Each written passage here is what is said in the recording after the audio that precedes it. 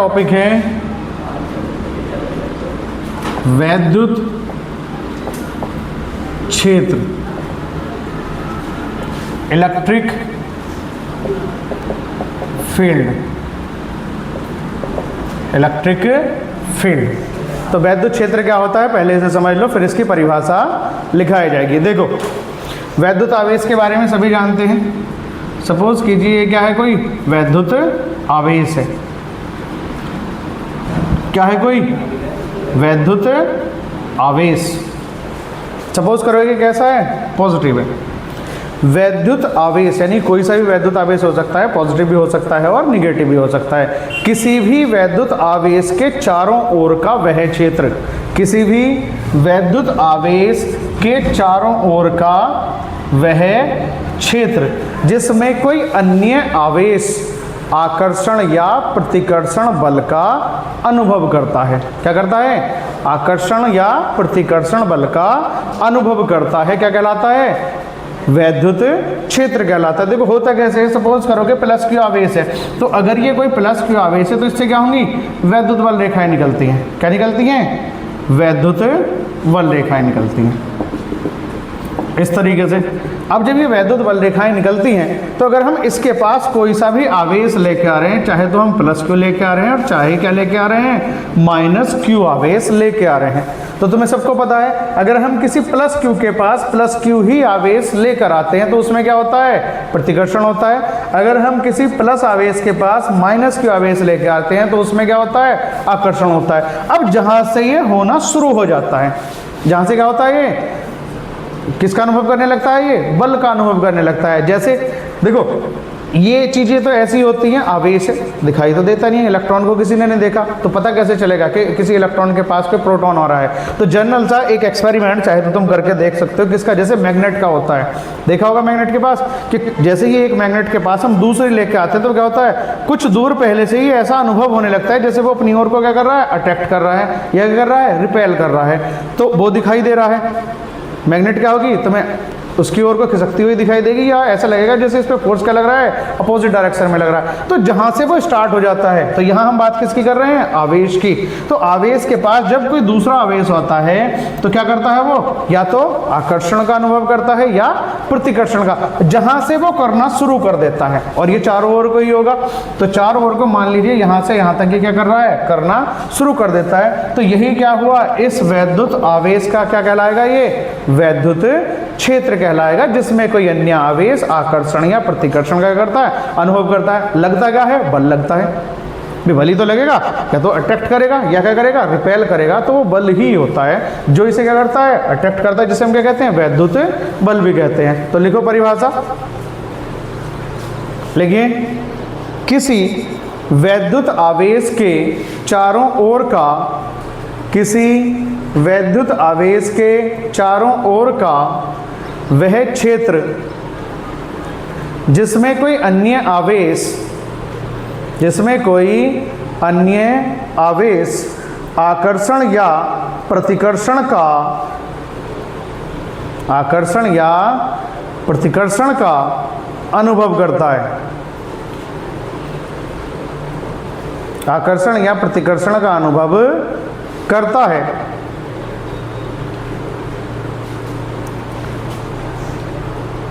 आकर्षण या प्रतिकर्षण का अनुभव करता है, वैद्युत क्षेत्र कहलाता है, वैद्युत क्षेत्र कहलाता है।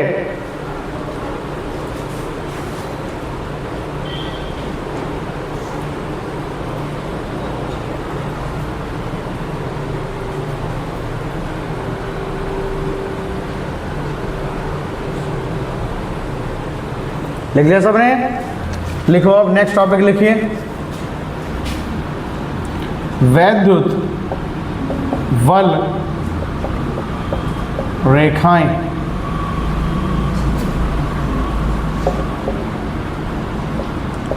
Electric force lines, electric force lines. Heading डालिए, वैद्युत बल रेखाएं। अब वैद्युत बल रेखाओं को समझेंगे। देखो किस तरीके से जो वैद्युत बल रेखाएं होती हैं वे हमेशा क्या करती हैं, धनावेश से निकलती हैं और किस में प्रवेश करती हैं, ऋणावेश में। या ये कह सकते हो कि धनावेश से प्रारंभ होकर कहाँ समाप्त हो जाती हैं, ऋणावेश पर समाप्त हो जाती हैं। किस तरीके से, अगर हम दो आवेश लें, एक कैसा प्लस क्यू और एक कैसा लें माइनस क्यू, दो आवेश हो गए, तो वैद्युत बल रेखाएं क्या होंगी, इस तरीके से हम क्या बनाएंगे, वैद्युत बल रेखाएं। कहाँ से प्रारंभ हो रही हैं ये, धनावेश से, और किस में अंत हो रहा है इनका, ऋणावेश में। धनावेश से शुरू होती हैं और कहाँ अंत होता है इनका, ऋणावेश में जाकर क्या हो जाती हैं ये, समाप्त हो जाती हैं।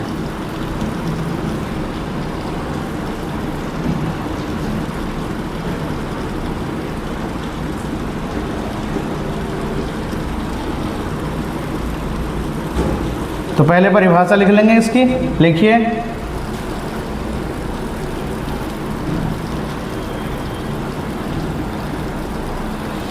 वैद्युत बल रेखाएं, वैद्युत बल रेखाएं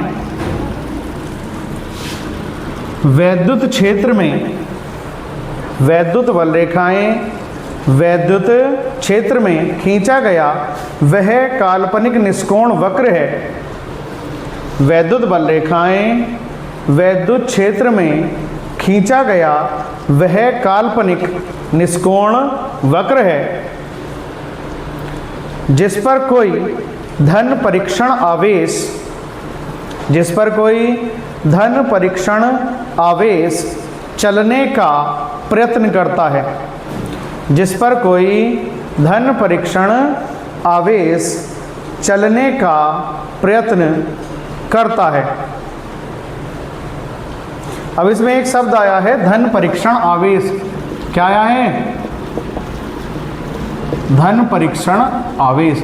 देखो जो धन परीक्षण आवेश होता है इसे प्लस क्यू जीरो से क्या करते हैं, रिप्रेजेंट करते हैं।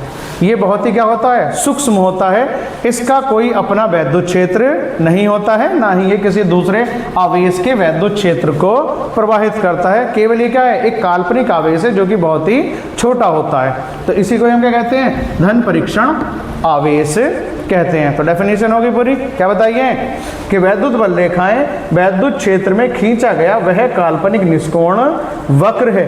क्या है, काल्पनिक निष्कोण वक्र है जिस पर कोई धन परीक्षण आवेश चलने का प्रयत्न करता है। अब हेडिंग डालेंगे वैद्युत ना, अभी ये जब वैद्युत बल रेखाओं के गुण लिखाए जाएंगे तब लिखना है इसमें, मतलब तब चित्र बना लेना। लिखिए वैद्युत बल रेखाओं के गुण, वैद्युत बल रेखाओं के गुण।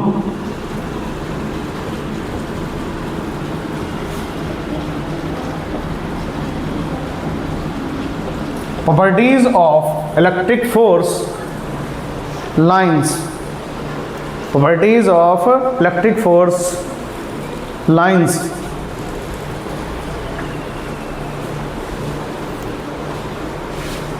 तो क्या लिखने हैं, इसके गुण लिखने हैं। तो सबसे पहला गुण क्या है कि वैद्युत बल रेखाएं धनावेश से शुरू होकर ऋणावेश पर क्या हो जाती हैं, समाप्त हो जाती हैं। लिखिए फर्स्ट पॉइंट, फर्स्ट पॉइंट लिखना है वैद्युत बल रेखाएं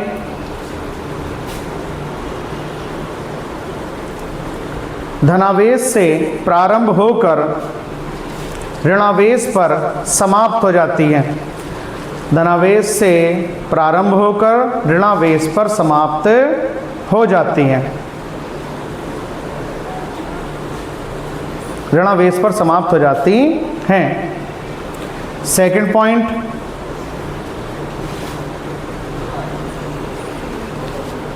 सेकंड पॉइंट वैद्युत बल रेखा के,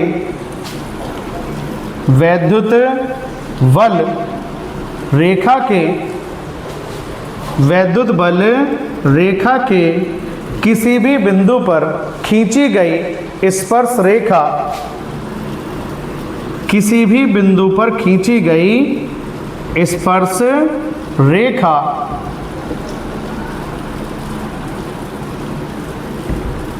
किसी भी बिंदु पर खींची गई स्पर्श रेखा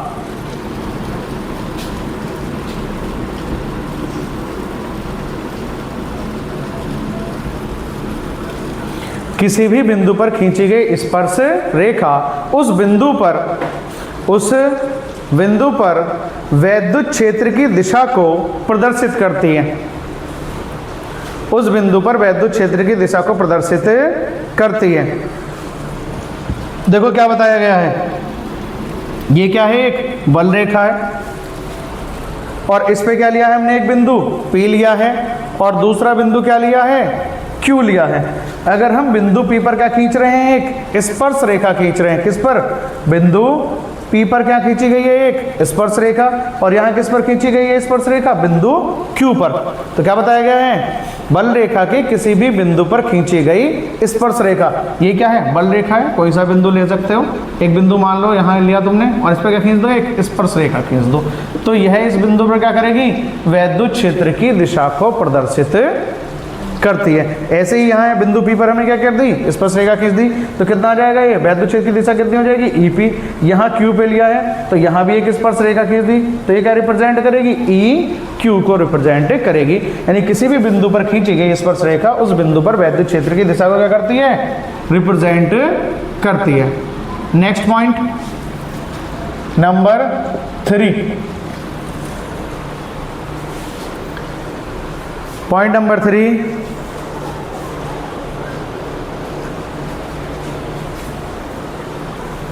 वैद्युत बल रेखाएं कभी भी एक दूसरे को नहीं काटती हैं। वैद्युत बल रेखाएं कभी भी एक दूसरे को नहीं काटती हैं। वैद्युत बल रेखाएं कभी भी एक दूसरे को नहीं काटती हैं। यदि वे काटेंगी तो कटान बिंदु पर, यदि वे काटेंगी तो कटान बिंदु पर दो स्पर्श रेखाएं, तो कटान बिंदु पर दो स्पर्श रेखाएं, कटान बिंदु पर दो स्पर्श रेखाएं खींची जा सकेंगी। दो स्पर्श रेखाएं खींची जा सकेंगी जिससे या जिस कारण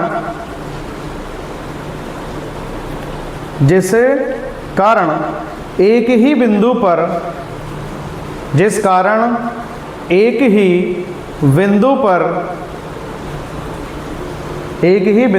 पर वैद्युत क्षेत्र की दो दिशाएं हो जाएंगी। जिस कारण एक ही बिंदु पर वैद्युत क्षेत्र की दो दिशाएं हो जाएंगी, जो कि असंभव है, जो कि असंभव है, जो कि असंभव है। एक ही बिंदु पर वैद्युत क्षेत्र की दो दिशाएं हो जाएंगी, जो कि क्या होता है, असंभव होता है। देखो किस तरीके से, सपोज करो ये क्या है, एक बल रेखा, इसके डायरेक्शन ये है, दूसरी बल रेखा ये है, इसके डायरेक्शन क्या हो गई, ये हो गई। अब इन दोनों ने क्या कर दिया, यहाँ क्या करा, काट दिया एक दूसरे को। तो एक वैद्युत क्षेत्र की दिशा तो ये हो गई और एक वैद्युत क्षेत्र की दिशा ये हो गई। यानी कि एक ही बिंदु पर क्या हो जाती हैं, वैद्युत क्षेत्र की दो दिशाएं हो जाती हैं, जो कि क्या बताया गया है, असंभव है। ऐसा संभव नहीं होता है। एक ही बिंदु पर वैद्युत क्षेत्र की क्या होगी, एक ही दिशा हो सकती है, जो कि यहाँ बताया गया है। तो इसलिए वैद्युत बल रेखाएं कभी भी एक दूसरे को नहीं काटती हैं। और एक नंबर का ये बोर्ड एग्जाम के लिए बहुत ही मोस्ट टॉपिक है कि वैद्युत बल रेखाएं एक दूसरे को नहीं काटती हैं, क्यों। तो इसे याद रखना है। इसके बाद ये चित्र बना लो। ये वाला क्या करना है तुम्हें, चित्र बनाना है।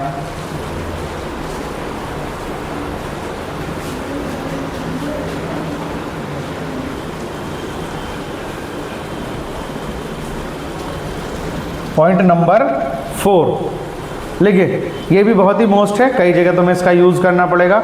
लिखिए, जब वैद्युत बल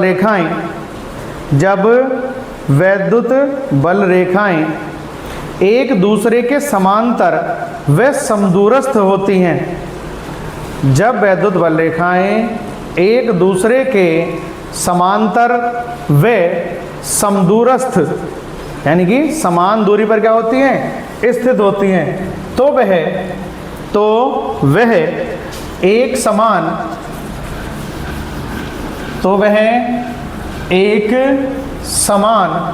वैद्युत क्षेत्र, यूनिफॉर्म इलेक्ट्रिक फील्ड लिखना है ब्रैकेट में, यूनिफॉर्म इलेक्ट्रिक फील्ड कहलाता है, यूनिफॉर्म इलेक्ट्रिक फील्ड कहलाता है। और ये डायग्राम भी बनाना है। वैद्युत बल रेखाएं क्या होती हैं, एक दूसरे के समांतर व समान दूरी पर स्थित होती हैं, तो वह क्या कहलाता है, एक समान वैद्युत क्षेत्र कहलाता है।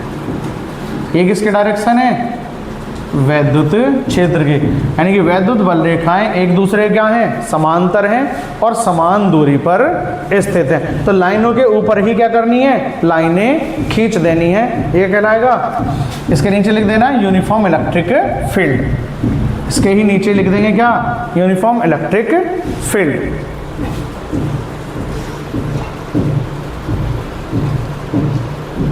एक और शॉर्ट क्वेश्चन आता है,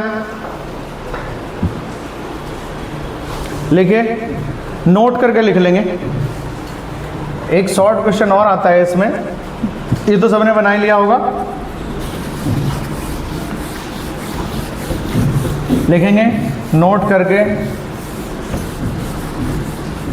विलगित धनावेश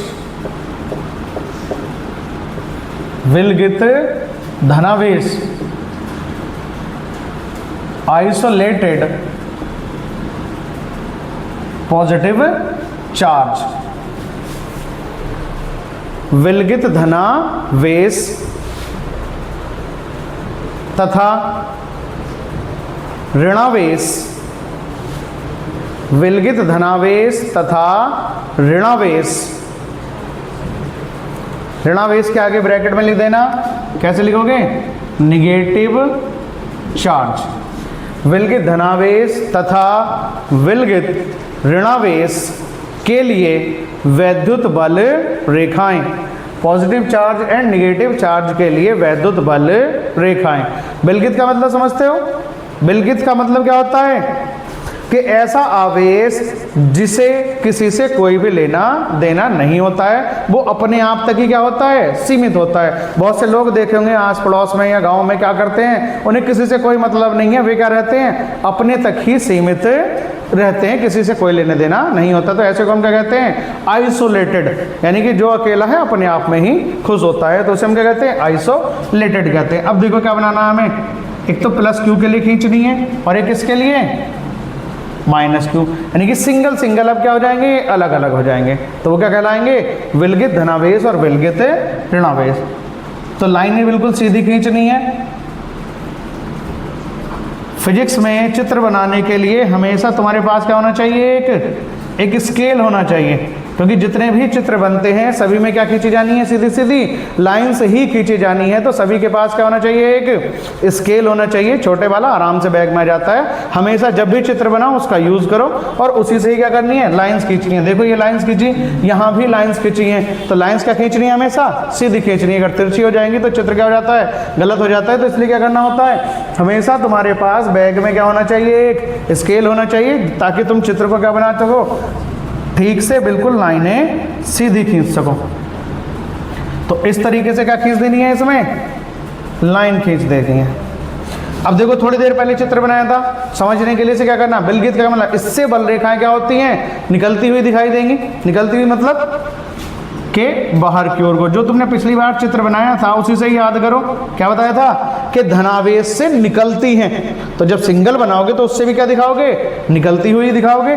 तो धनावेश से क्या, निकलती हुई दिखा दोगे, और ऋणावेश में क्या दिखाओगे, एंटर करती हुई, यानी कि प्रवेश करती हुई बल रेखाएं किसमें दिखा दोगे तुम, ऋणावेश में एंटर करती हुई दिखा दोगे।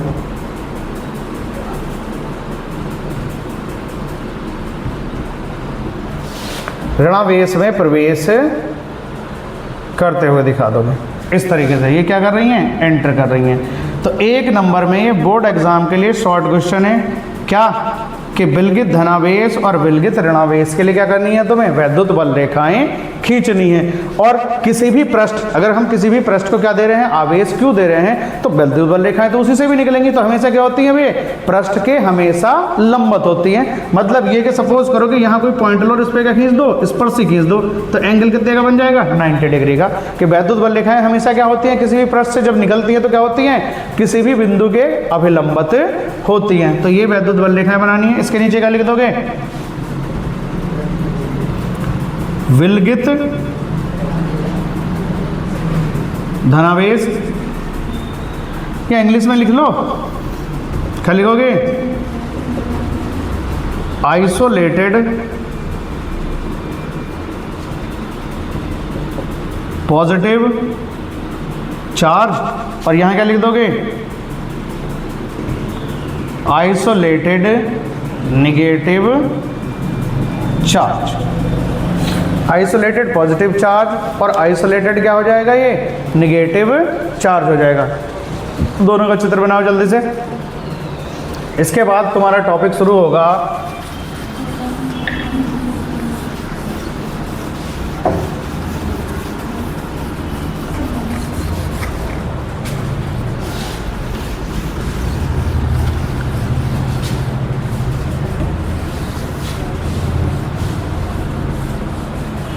नेक्स्ट टॉपिक है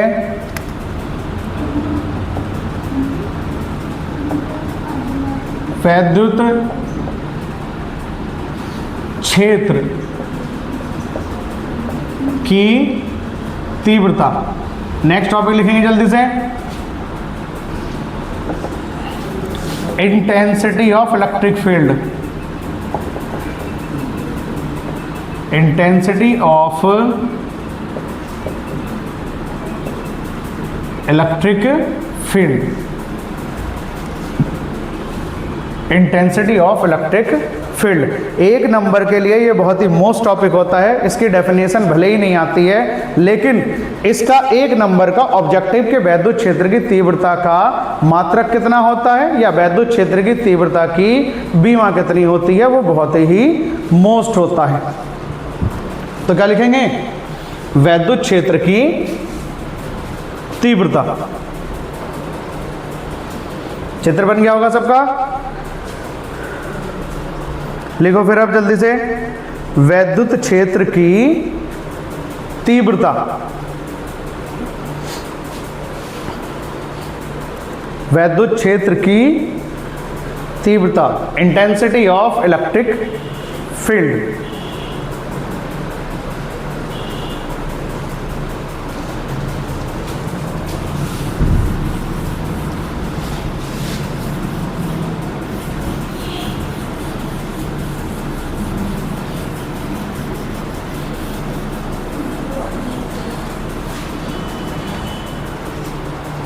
देखो किस तरीके से क्या बताया गया है। जब किसी एकांक धन परीक्षण आवेश को किसी वैद्युत क्षेत्र में लाया जाता है तो वो क्या करता है, एक वैद्युत बल का अनुभव करता है। तो उसी को हम क्या कहते हैं, वैद्युत क्षेत्र की तीव्रता कहते हैं। मतलब कि एकांक धन परीक्षण आवेश को वैद्युत क्षेत्र में स्थित किसी बिंदु पर रखने से उस पर जितना बल लगता है। अब बल कैसे लगेगा, अभी बताया थोड़ी देर पहले कि हमारे पास क्या है, एक वैद्युत क्षेत्र है। अब ये जो आवेश है इसका क्या है, वैद्युत क्षेत्र है। इसमें हम कोई क्या लेके आ रहे हैं, धन परीक्षण आवेश लेके आ रहे हैं। क्या ला रहे हैं, धन परीक्षण आवेश। क्या बताया कि ये बहुत ही सूक्ष्म होता है, इसका कोई अपना वैद्युत क्षेत्र नहीं होता है, ना ही ये किसी दूसरे आवेश के वैद्युत क्षेत्र को करता है, प्रभावित करता है। तो हम क्या करते हैं, जब किसी धन परीक्षण आवेश को किसी भी वैद्युत क्षेत्र में लेकर आते हैं किसी बिंदु पर, तो उस पर क्या लगता है, एक बल लगता है। और वो जो बल होता है वही क्या होती है, वैद्युत क्षेत्र की तीव्रता की माप होती है। इसे कैपिटल ई से क्या करते हैं, रिप्रेजेंट करते हैं। तो लिखो जल्दी से डेफिनेशन।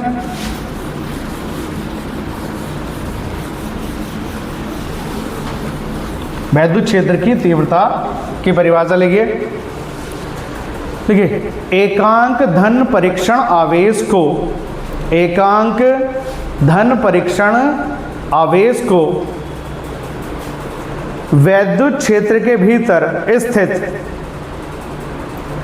एकांक धन परीक्षण आवेश को वैद्युत क्षेत्र के भीतर स्थित किसी बिंदु पर रखने से, स्थित किसी बिंदु पर रखने से उस पर जितना बल लगता है, उस पर जितना बल लगता है उसे उस बिंदु पर वैद्युत क्षेत्र की तीव्रता कहते हैं, उसे उस बिंदु पर वैद्युत क्षेत्र की तीव्रता कहते हैं। इसे कैपिटल ई से प्रदर्शित करते हैं, इसे कैपिटल ई से प्रदर्शित करते हैं, इसे कैपिटल ई से प्रदर्शित करते हैं। नेक्स्ट लाइन से लिखेंगे, यदि, नेक्स्ट लाइन से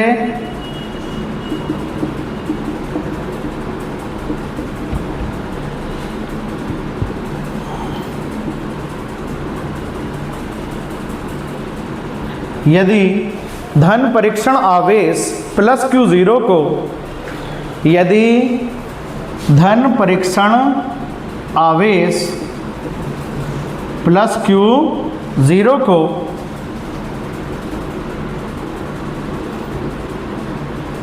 प्लस Q0 को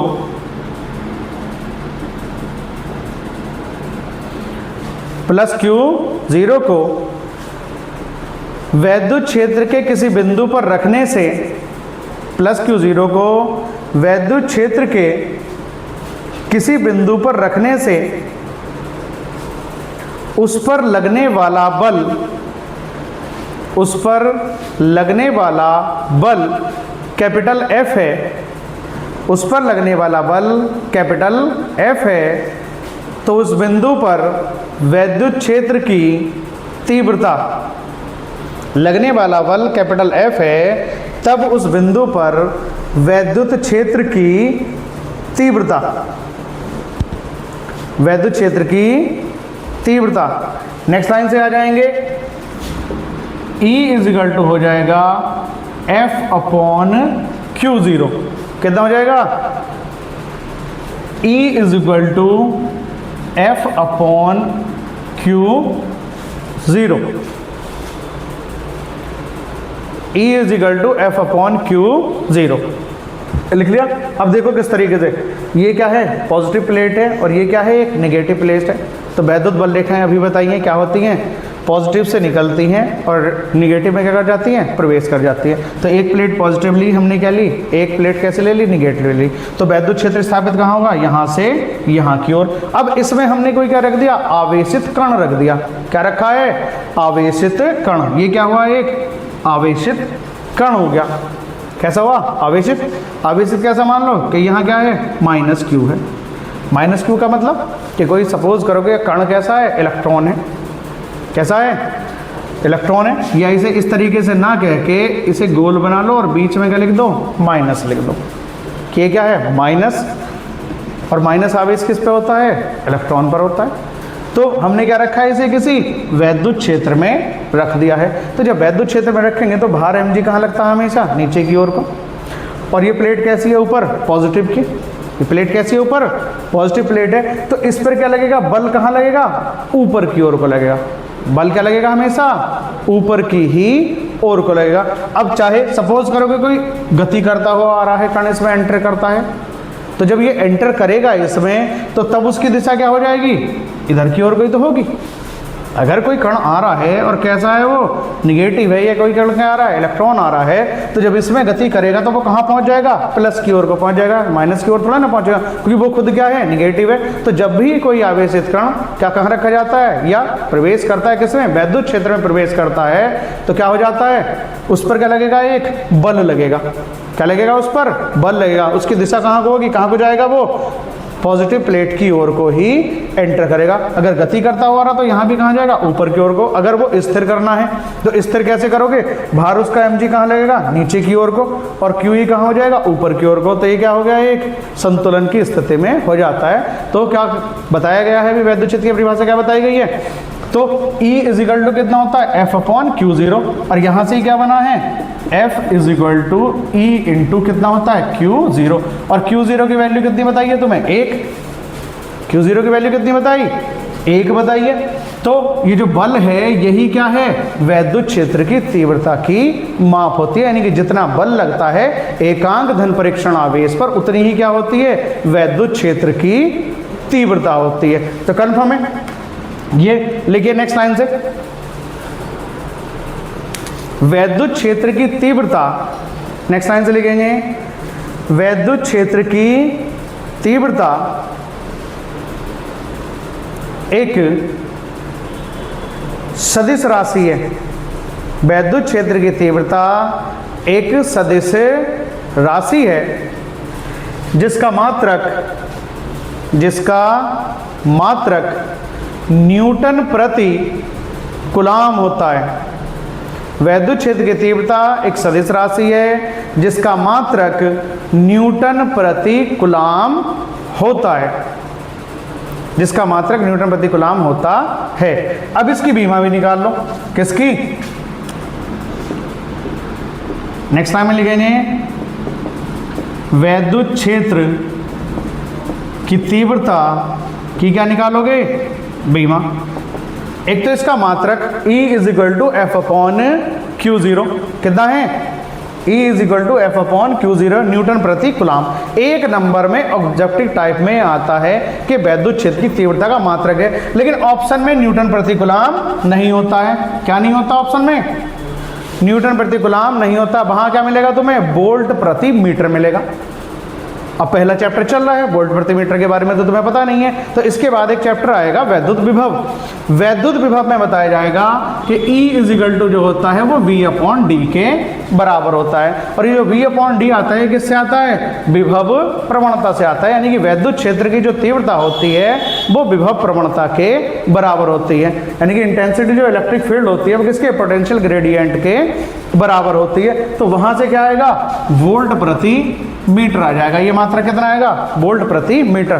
तो ऑब्जेक्टिव में जो आता है, बच्चे सब क्या पढ़ते हैं, जनरली न्यूटन प्रति कूलाम पढ़ते हैं, लेकिन न्यूटन प्रति कूलाम का वहां ऑप्शन होता नहीं है। वहां ऑप्शन किसका होता है, वोल्ट प्रति मीटर का। तो तुम्हें किस पर टिक करके आना है, वोल्ट प्रति मीटर पर टिक करके आना है। और इस बार के लिए ये जो एक नंबर का ऑब्जेक्टिव है, वैद्युत क्षेत्र की तीव्रता का मात्रक है या होता है, न्यूटन प्रति कूलाम नहीं मिलता, क्या मिलता है, वोल्ट प्रति मीटर मिलता है। तो वोल्ट प्रति मीटर का ध्यान रखना है, कितना मात्रक होता है। अब देखो न्यूटन प्रति कूलाम से इसकी यूनिट निकाल लो। न्यूटन की बीमा याद करा रखी है तुम्हें पहले ही, mL/t-2, और कूलाम की कितनी होती है, 80।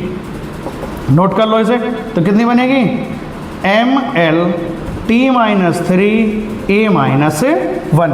तो वैद्युत क्षेत्र की तीव्रता की क्या हो जाएगी, बीमा mL/t-3A-1। ये वैद्युत क्षेत्र की तीव्रता की बीमा होती है।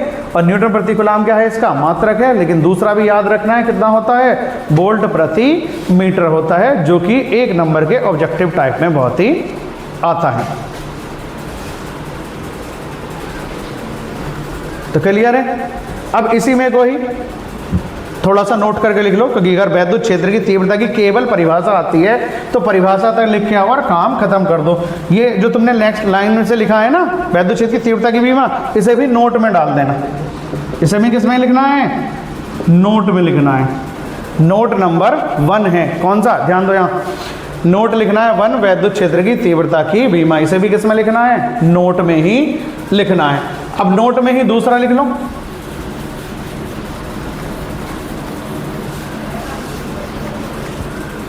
सेकंड पॉइंट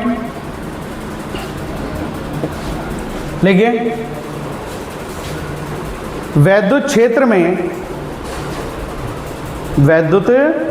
में परीक्षण आवेश पर लगने वाला वैद्युत बल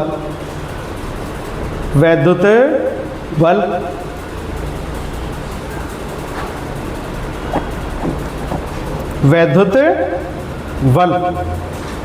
देखो इसी वाले सूत्र से समझो, इसकी वेक्टर फॉर्म भी तुम्हें मिल जाएगी यहाँ। Vector E is equal to हो जाएगा वेक्टर F अपॉन Q0, या vector F is equal to हो जाएगा वेक्टर E इंटू Q0। तो ये क्या हुआ? बल। कौन सा बल? वैद्युत बल, जो भी किसी आवेशित कण पर क्या लगता है, जब वो वैद्युत क्षेत्र में स्थित होता है या गति करता है। तो दोनों ही स्थितियों में जिस पर बल लगता है F इजिकल टू कितना होता है? Q E भी कह सकते हो, या वेक्टर E इंटू Q। यहाँ तो परीक्षण की आवेश की बात चल रही है तो हमने Q0 ले रखा है, लेकिन जब सूत्र लिखा जाएगा, जब न्यूमेरिकल होंगे तो सिर्फ कितना लिखा जाएगा? F is equal to Q E लिखा जाता है, जो कि अभी मैंने तुम्हें थोड़ी देर पहले लिखाया था। तो कितना हो जाएगा? Vector F is equal to E into Q0। तो बीमा हो गई, इस पर लगने वाला क्या हो गया? बल हो गया।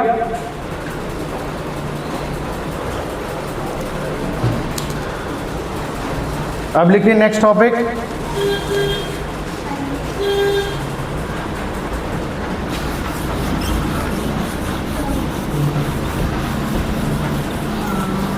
बिंदु आवेश के कारण, बिंदु आवेश के कारण, लास्ट टॉपिक है आज का। बिंदु आवेश के कारण, छोटा सा ही है, ज़्यादा बड़ा नहीं है। बिंदु आवेश के कारण किसी बिंदु पर वैद्युत क्षेत्र की तीव्रता,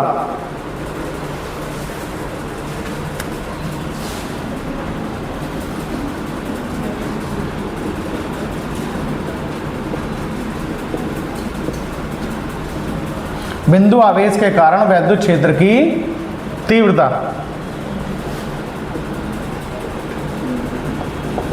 intensity of electric field due to a point charge, intensity of electric field due to a point charge.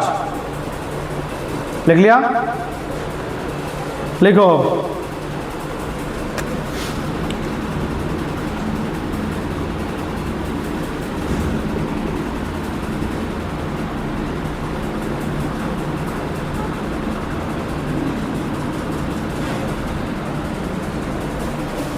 लिखिए, माना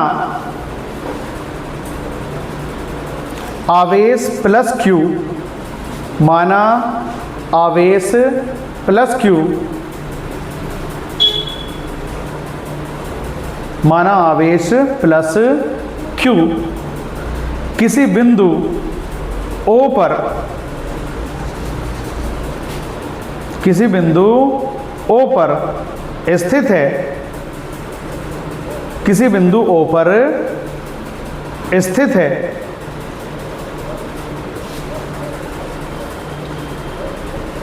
किसी बिंदु O पर स्थित है। बिंदु O से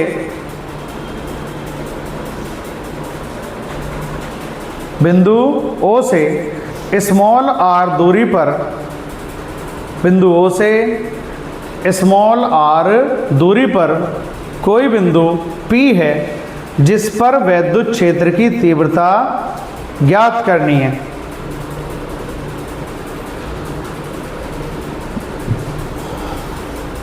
जिस पर वैद्युत क्षेत्र की तीव्रता ज्ञात करनी है। इसके लिए माना, इसके लिए माना बिंदु P पर, इसके लिए माना बिंदु P पर धन परीक्षण आवेश प्लस Q0, इसके लिए माना बिंदु P पर धन परीक्षण आवेश प्लस Q0 स्थित है, तब धन परीक्षण आवेश प्लस Q0 स्थित है, तब देखो समझो अभी से जल्दी से क्या बताया है। माना कोई क्या प्लस Q आवेश बिंदु O पर, चाहे तो इसे थोड़ा सा चेंज कर सकते हैं, बिंदु O पर वायु में स्थित है।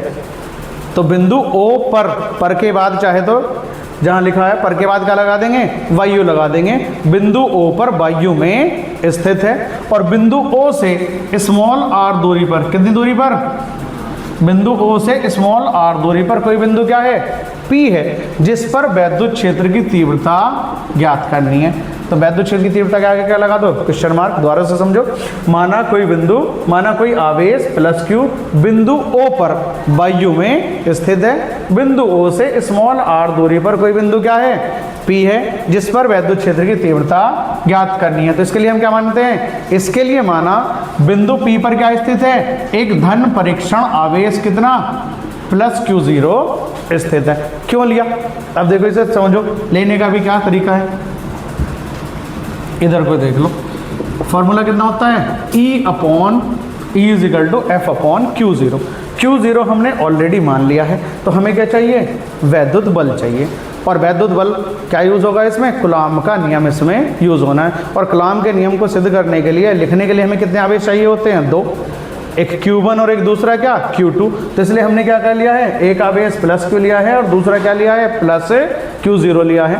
और वैसे भी क्या बताया गया है, परिभाषा क्या कहती है वैद्युत क्षेत्र की तीव्रता की, कि धन परीक्षण आवेश Q0 को वैद्युत क्षेत्र के भीतर स्थित किसी बिंदु पर रखने से जितना बल लगता है, तो इस प्लस Q का अपना क्या होगा, वैद्युत क्षेत्र होगा। इस वैद्युत क्षेत्र में जब हम इस प्लस Q0 आवेश को रखेंगे तो इस पर क्या लगेगा, बल लगेगा। लेकिन बल वो यहाँ किसके द्वारा निकलेगा, कूलॉम के नियम के द्वारा निकलेगा। तो इसलिए हमने मान लिया कि बिंदु P पर क्या स्थित है, आवेश प्लस Q0 स्थित है। अब देखो ये प्लस Q है, प्लस Q0 है, तो दोनों के बीच जो बल लगेगा वो कैसा होगा, प्रतिकर्षण का। तो डायरेक्शन कहाँ बना देंगे, बाहर की ओर का बना देंगे।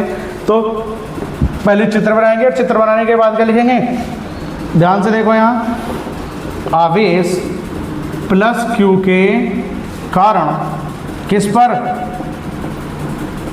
धन परीक्षण आवेश प्लस Q0 पर लगने वाला वैद्युत बल। और वैद्युत बल कूलॉम के नियम से फॉर्मूला कितना होता है, F is equal to 1/4πε0 Q1 Q2 upon R square. देखो क्या करा है, 1/4πε0 के साथ क्या आना चाहिए था, K कब आता है, जब हम किसी माध्यम की बात करते हैं। लेकिन यहाँ माध्यम के नहीं, किसका जिक्र किया हमने, कि बिंदु O पर वायु में स्थित है, तो वायु के लिए K का मान क्या हो जाएगा, 1। तो इसलिए हम यहाँ K नहीं लिखेंगे। तो F इज इक्वल टू कितना है, 1/4πε0 Q1 Q2 बटे आर स्क्वायर। ये क्या है, कूलॉम के नियम से। अब Q1 की जगह कितना है, Q, और Q2 की जगह कितना है, Q0। तो F इज इक्वल टू कितना हो जाएगा, 1/4πε0 Q into Q0 upon R square. अब हमें क्या पता चल चुका है, बल। अब इस बारे फॉर्मूले में हम क्या निकाल देंगे, वैद्युत क्षेत्र की तीव्रता। तो क्या कहोगे कि बिंदु P पर